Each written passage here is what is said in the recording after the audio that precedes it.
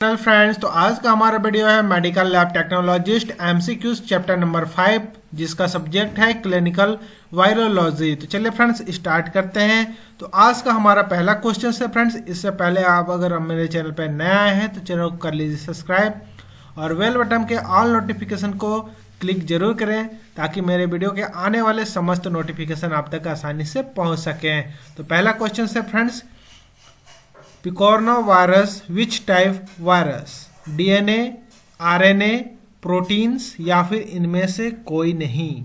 तो इसका जो करेक्ट आंसर है वो है answer number B, RNA type का वायरस होते हैं।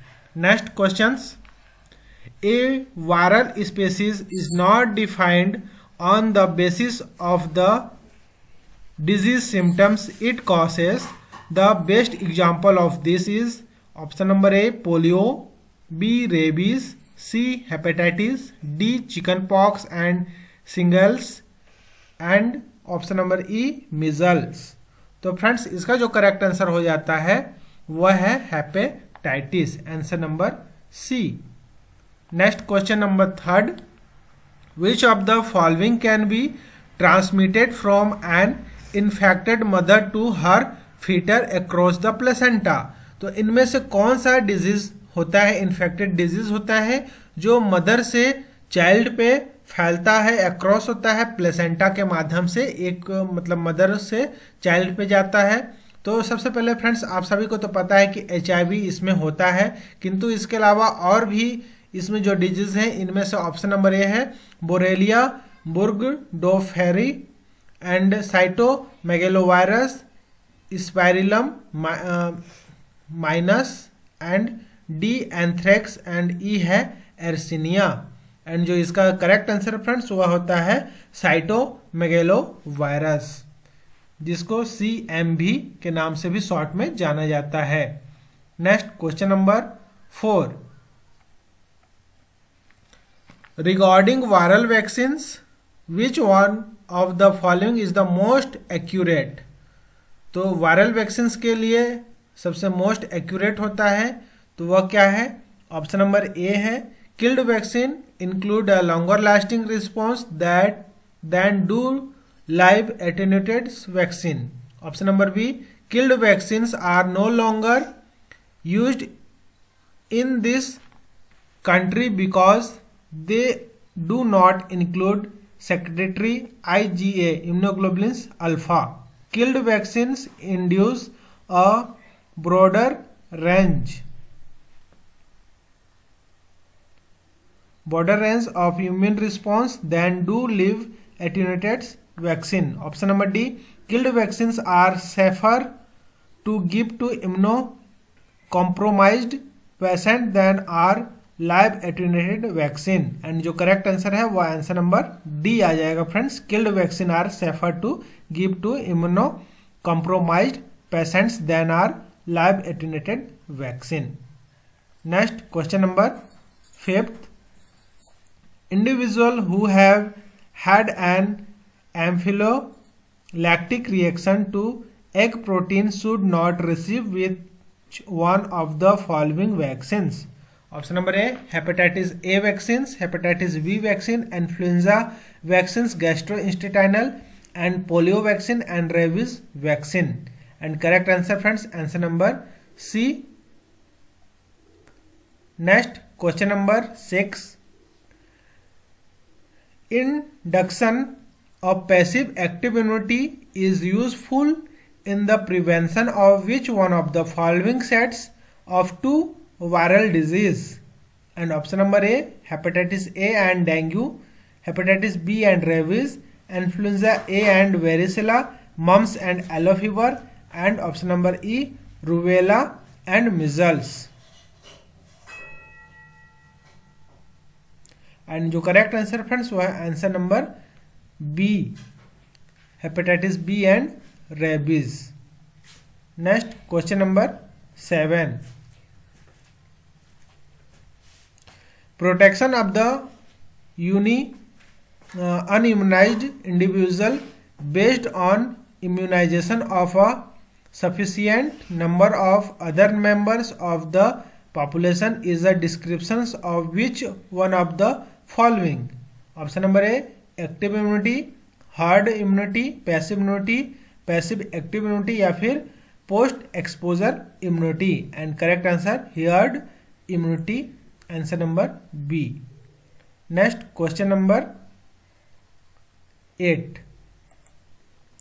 The retrovirus responsible for causing acquired immune deficiency syndrome is a member of the family। तो फ्रेंड्स इसका जो करेक्ट आंसर होता है वह है आंसर नंबर सी, रेट्रोवायरस। तो जो रेट्रोवायरस होते हैं वह आरएनए वायरसेस होते हैं और ये जो होता है human immune deficiency virus HIV virus के कारण होते हैं। और ये जो फैमिली होता है वह रेट्रोवायरिडाई होते हैं और इसका जो टाइप होता है वह RNA टाइप के वायरस होते हैं जो रेप्लिकेंट वायरस जो होता है मीन्स बाय DNA के द्वारा intermediates produced by the viral enzyme reserve transcript. चलिए अब नेक्स्ट क्वेश्चन की ओर बढ़ते हैं। Question number 9। The appearance of Koplik spot in the oral mucosa of patient is the characteristic of infection with what viral agent? तो कौन सा viral agent के अर्थात कौन से डिजीज होते हैं जिसके कारण जो पेशेंट होते हैं उनके जो माउथ होती है उनके म्यूकोसा पे कॉप्लिक स्पोर देखने को मिलता है? हेपेटाइटिस, मिजल्स, रेबिस या फिर स्मॉल पॉक्स। एंड जो करेक्ट आंसर होता है वह है आंसर नंबर बी, मिजल्स। और मिजल्स को अन्य नाम से जो जाना जाता है उसे रूबियोला कहते हैं और ये हाईली इन्फेक्टियस होते हैं। बचपन के समय में होने वाला एक हाईली इन्फेक्टियस डिजीज है। और साथ में फ्रेंड्स इसके जो और करेक्टराइटिस होते हैं जिसमें है कफ, कॉर्जिया एंड कंजक्टिवाइटिस एंड फीवर। और सबसे मोस्ट जो करेक्टराइटिस होते हैं और लेसन्स होते हैं वो होते हैं Koplik spot are seen on the buccal mucosa. And Koplik spot जो होता है स्पॉट्स डायग्नोसिस के लिए मिजल्स के डायग्नोसिस, मिजल्स इंफेक्शन के डायग्नोसिस के लिए आते हैं। And represent necrotic vessels with a wide centre surrounding by the erythema. चलिए नेक्स्ट क्वेश्चन नंबर 10।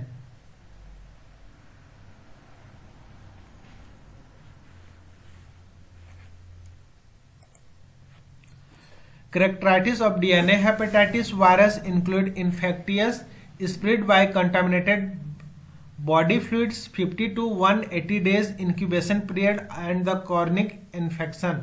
तो हेपेटाइटिस A, B, C या फिर E ऑप्शन दिया हुआ है फ्रेंड्स। तो ये कौन सा प्रकार का हेपेटाइटिस होता है जो DNA होता है? तो फ्रेंड्स आप सभी को पता होना चाहिए इसमें सबसे एक इम्पोर्टेंट होता है सभी हेपेटाइटिस जो वायरस होते हैं वह RNA टाइप के होते हैं जबकि सिर्फ एक जो हेपेटाइटिस होता है वह DNA प्रकार की होती है और जिसका इनक्यूबेशन पीरियड होता है 15 डेज टू 180 डेज अर्थात 50 दिनों से लेकर 1.5 महीना से लेकर 6 महीना तक इसका इनक्यूबेशन पीरियड होता है और ये बहुत ही क्रोनिक इन्फेक्शन होते हैं।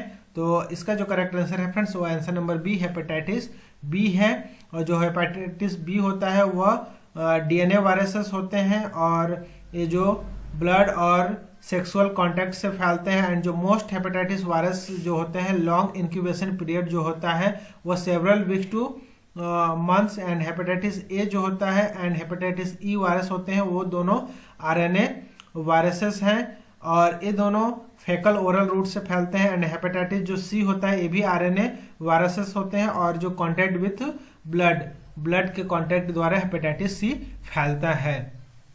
तो फ्रेंड्स इस तरीके से ये सबसे जो ज्यादा दिनों का अवधि का इंक्यूबेशन पीरियड होता है वह हेपेटाइटिस बी का होता है। चलिए अब नेक्स्ट क्वेश्चंस की ओर बढ़ते हैं। Which of the following has been declared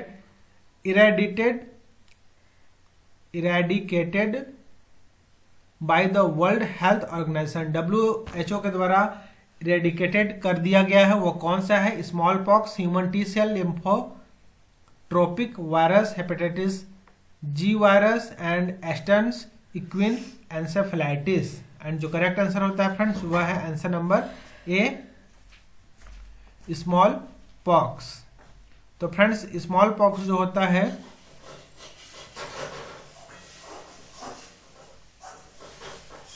जो लास्ट नेचुरल केस जो हमें मिला था वह 1977 पे मिला था।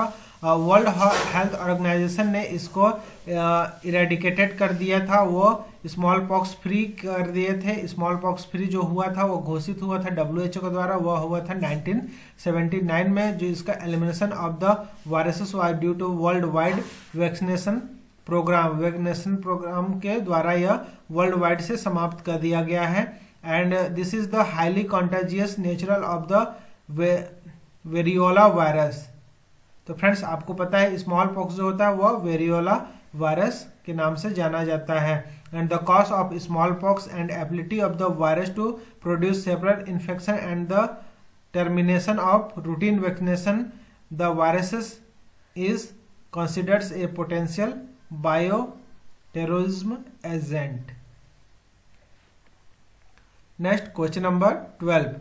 Rotavirus is the most common etiologic agent of.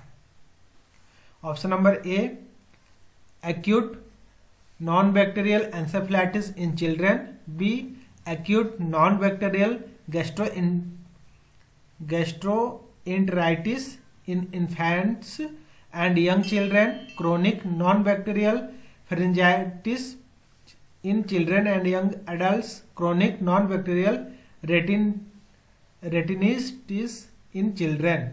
And जो करेक्ट आंसर फ्रेंड्स वो है answer number B, acute non bacterial gastroenteritis in infants and young children. Next question number 13. Kaposi sarcoma is the associated with infection by.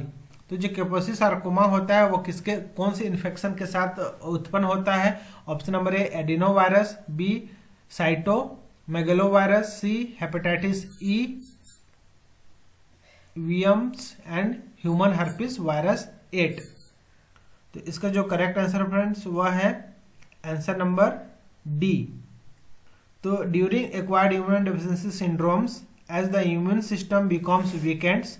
जो AIDS से positive रहते हैं उनका में immune system काफ़ी कमज़ोर हो जाता है और जो पेशेंट्स होते हैं उनमें क्रोनिक इन्फेक्शंस देखने को मिलता है.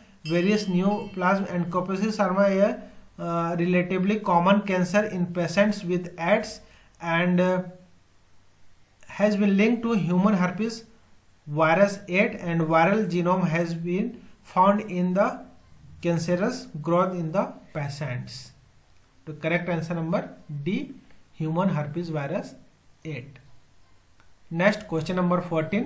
The molecular receptor of the viruses causing acquired immune deficiency syndrome is. And correct answer number friends आपको बताना है option number A CD4, CDS, FC receptor and complement receptor. तो इसमें जो मोलिकुलर रिसेप्टर होते हैं HIV के, एड्स के, तो वो कौन सा होता है एड्स के रिसेप्टर? तो CD4 T सेल रिसेप्टर होते हैं. तो the human immunodeficiency virus cause AIDS and the major target of the virus is the T helper cell.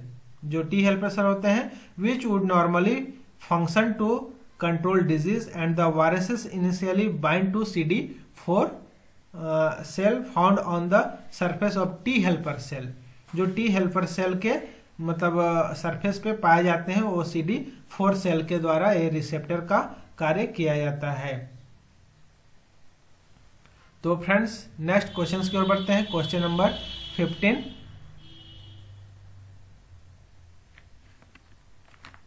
The type of cell culture that best supported the growth of cytomegalovirus is. Option number A HeLa cells, B Hep2 cells, human fibroblast cell and primary monkey kidney PMK cells. And जो correct answer friends वह है answer number C.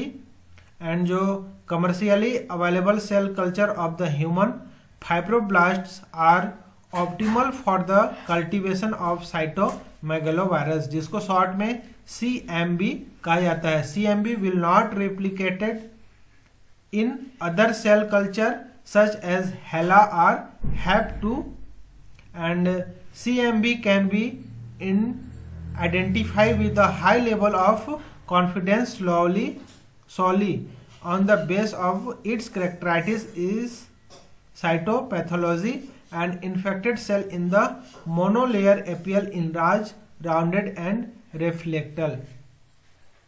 And correct answer number C, human fibroblast cell.